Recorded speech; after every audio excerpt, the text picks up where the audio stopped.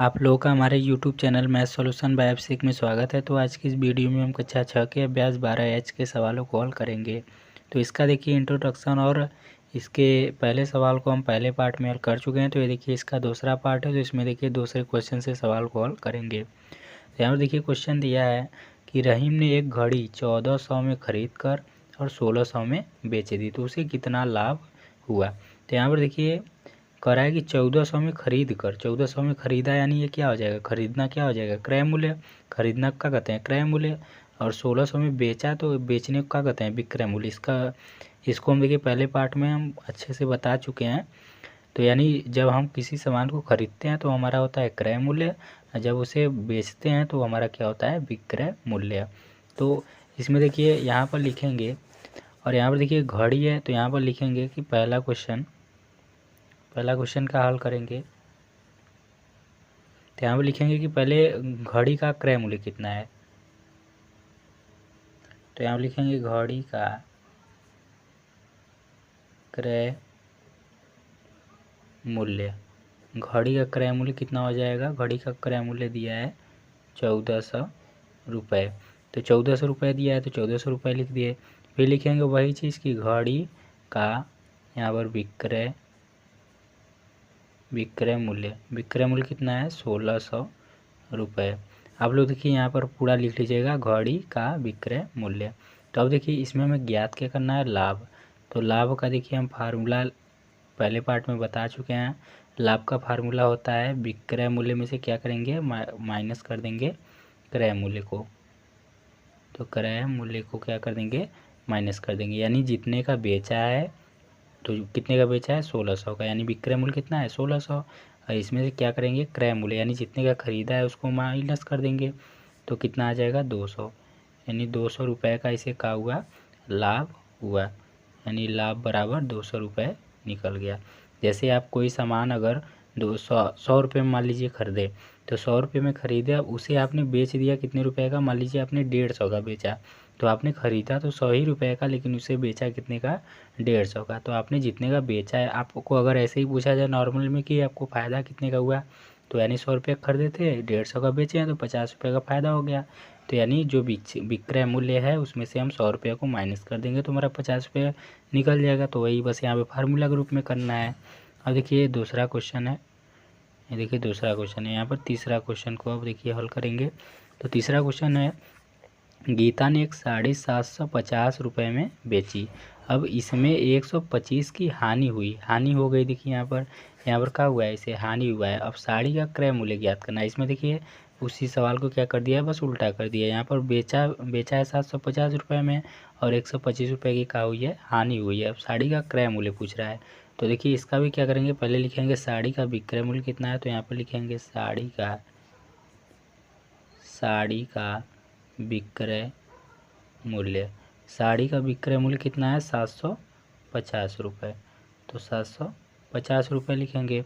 अब देखिए फिर क्या है, साड़ी का यहाँ पे हानि देखिए दिया है। साड़ी का क्रय मूल्य के बाद क्या दिया है, यानी इतने में बेचा है तो विक्रय मूल्य, विक्रय मूल्य के बाद क्या दिया है, हानि। तो यहाँ पर लिखेंगे कि हानि बराबर कितना हो जाएगा, हानि बराबर है 125 रुपये, 125 रुपये।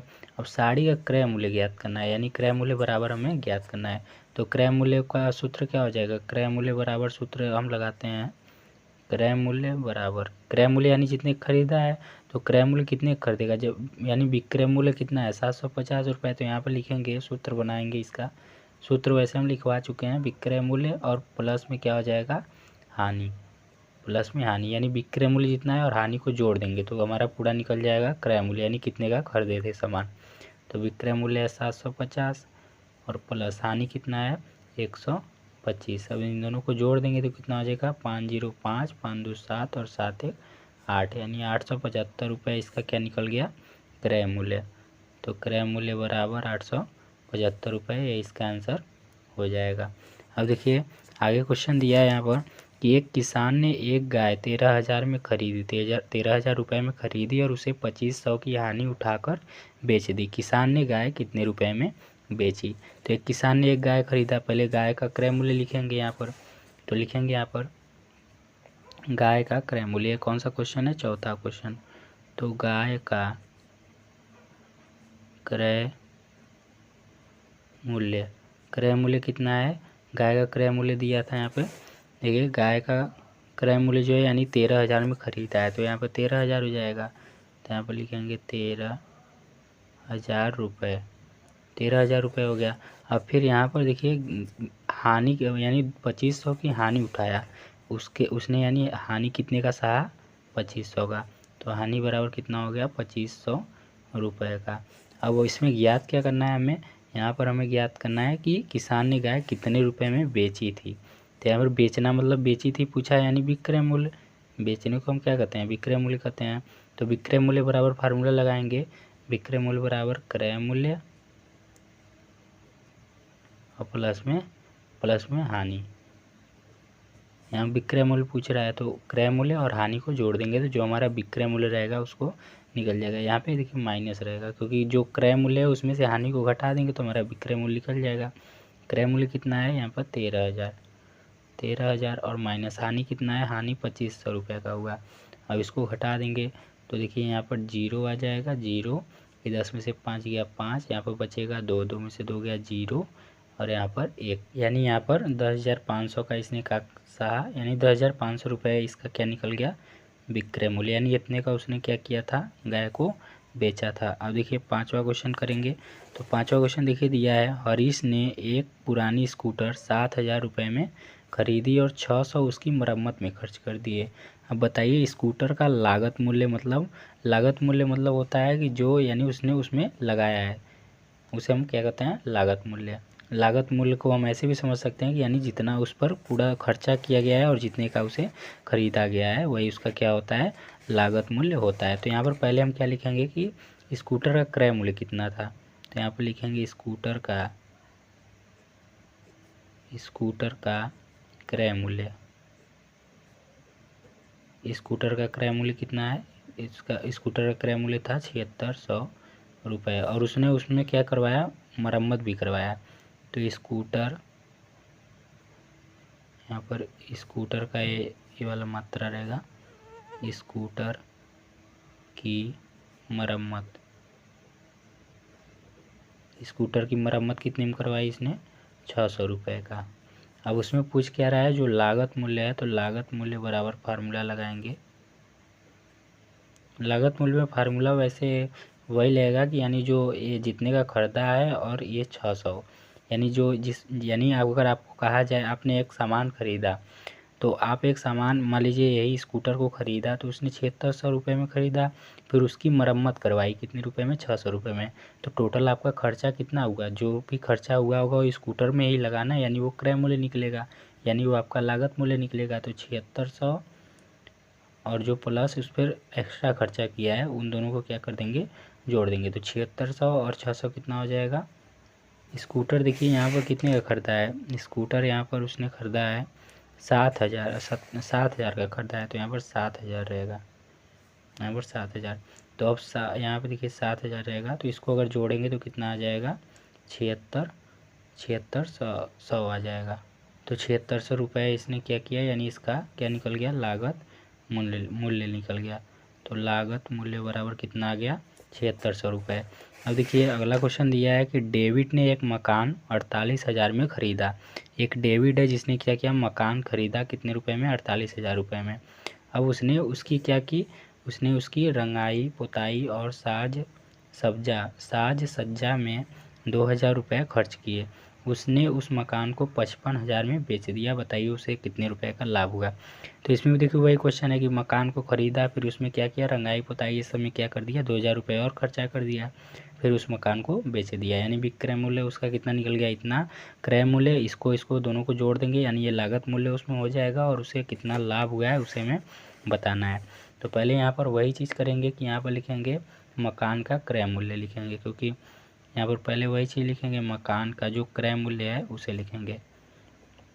मकान का क्रय मूल्य बराबर कितना है, तो मकान का देखिए क्रय मूल्य यहाँ पर है 48,000 रुपये, तो यहाँ पर लिखेंगे 48,000 रुपये।